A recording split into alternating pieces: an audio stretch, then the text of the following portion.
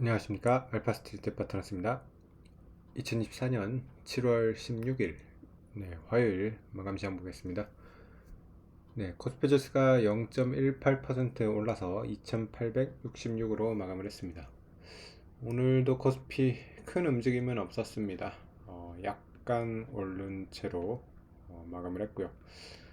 좀 많이 아쉬운 그런 장이었던 것 같아요. 코스닥 같은 경우는 오늘 1.5% 이상 빠지면서 좀 급락세가 나왔습니다. 어제 미국 증시가 꽤 좋았거든요.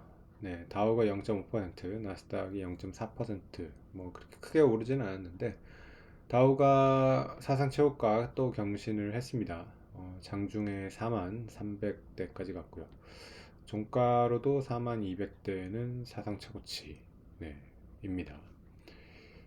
그래서 뭐 미국 증시가 트럼프 대통령 당선 확률이 지금 이렇게 높아진 이후로 대체적으로는 조금 올라가려고 하는 그런 분위기입니다.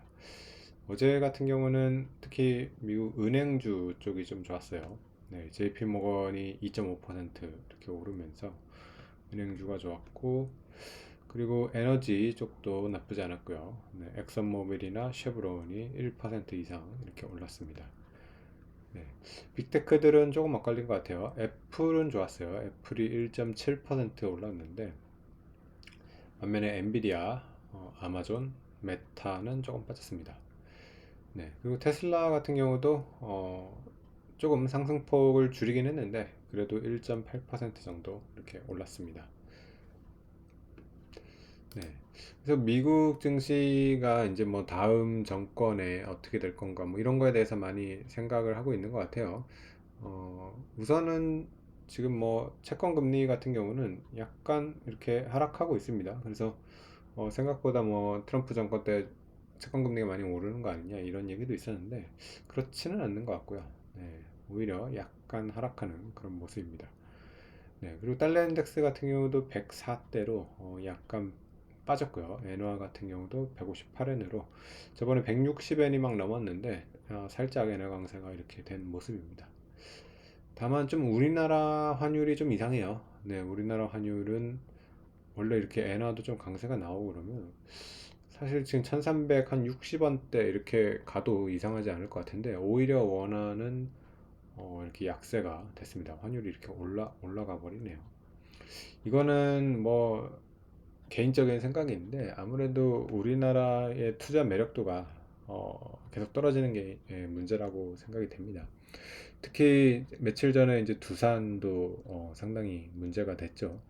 그래서 우리나라의 이 중복 상장에 일단 중복 상장이 엄청나게 돼 있는 이런 시장인데 예전에는 이 물적 분할을 해가지고 신규 상장 이게 이제 패턴이었다고 하면 지금은 이렇게 뭔가 기업들을 분할 그리고 합병 이런 과정에서 자꾸만 이렇게 대주주들 이익으로만 이렇게 진행을 하다 보니까 기존 주주들이 굉장히 손해보는 그런 상황이 많아지고 있습니다.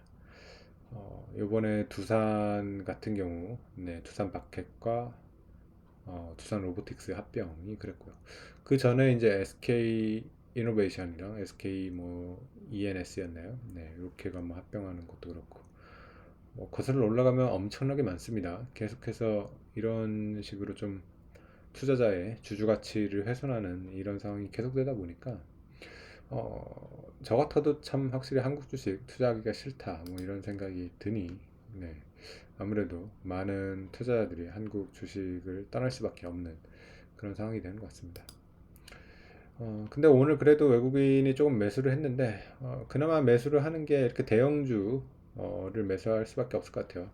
우리 시장으로 보면 삼성전자 그리고 SK하이닉스, 현대차, 뭐 KB 뭐 이 정도 되겠죠.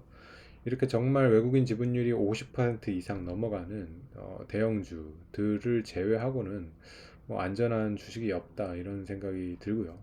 그러면서 코스닥 같은 경우는 더 이렇게 무너질 수밖에 없는 그런 상황이 되고 있는 것 같습니다. 그래서 확실히 주력 투자는 미국 중심으로 해야 되는 거고, 그나마 국내 투자를 한다 그러면 그 외국인 지분이 50% 이상 되는 이런 대형주 중심으로 좀 해야 되는 그런 상황이 돼가고 있는 것 같습니다. 네, 오늘 뭐 주 종목 보시면 일단 삼성전자, SK 하이닉스가 1%대 이렇게 오르면서 그래도 지수가 플러스 나는데 1조를 했고요. 네, 마찬가지로 현대차도 2%대 이렇게 올랐습니다.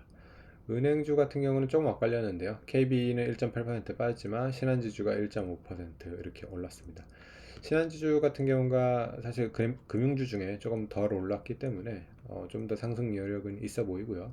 신한지주 같은 경우도 최근에 이제 주주 환원 같은 거를 좀 잘 하려고 하는 그런 모습이라서 상대적으로 가격 메리트는 있지 않나, 네, 그렇게 생각이 됩니다.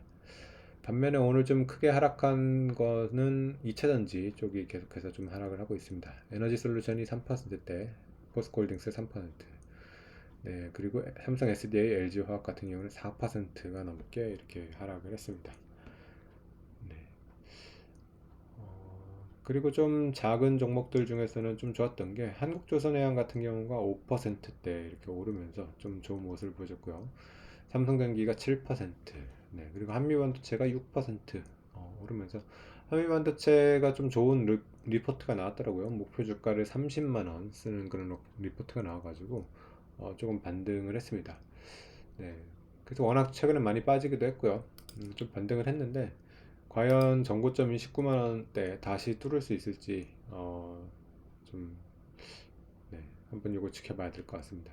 만약에 19만 원대 다시 뚫은다고 하면 이제 패시브 펀드들도 다시 좀 이익권에 이렇게 들어오니까 좀 긍정적인 그런 모습이 될 수 있을 것 같습니다. 우리나라 이런 뭐 지수 편입되는 종목들 참 문제가 많긴 한데 그래도 워낙 회사가 펀더멘털이 좋으면 다시 이렇게 뚫고 올라갈 수 있거든요. 네, 그래서 한미반도체도 그런 사례가 되기를 좀 바라봅니다. 네, 그 외에 네이버, 카카오 같은 경우는 오늘 제법 하락을 했습니다. 2%대, 뭐 카카오도 2%대 이렇게 하락을 하면서 인터넷 서비스, 소프트웨어 서비스 이쪽은 계속해서 좀 안 좋은 그런 모습을 보여주고 있습니다. 네, 그래서 우리 지수가 계속해서 요 며칠 횡보를 하고 있습니다. 거의 요 2800, 뭐 한 60대 거의 지금 수준이죠. 거의 뭐 2주 이상 이렇게 지금 횡보를 하고 있는 그런 모습인데 원래 지금 세계 증시 분위기 상으로는 좀 치고 올라가야 될 것 같은데 아무래도 계속해서 좀 국내 증시 좀 이 대주주들 너무합니다. 이 법이 빨리 바뀌어야 되는데 상법 개정이 이래서 빨리 돼야 된다고 이렇게 생각이 됩니다. 이게 안 되면 결국에는 우리 증시를 투자할 이유가 없고요. 계속해서 이렇게 투자자들이 떠나가면서 지금 환율에서 그런 게 나오고 있는 것 같거든요. 자금이 한국에서 계속 빠지게 되면 환율이 내려올 수가 없습니다. 환율이 추세적인 약세로 이렇게 간다 그러면 뭐 1,400원, 뭐 장기적으로는 2,000원 이렇게 넘는 그런 상황으로 갈 텐데 제발 그렇게 되지 않기를 좀 바라봅니다. 좀 어, 정치권이나 이런 데서도 좀 관심을 갖고 우리나라의 이런 주주 가치가 좀 제대로 될 수 있도록 좀 제도 개선이 되기를 기원해 봅니다. 네, 오늘 시간은 여기까지 하겠습니다. 감사합니다.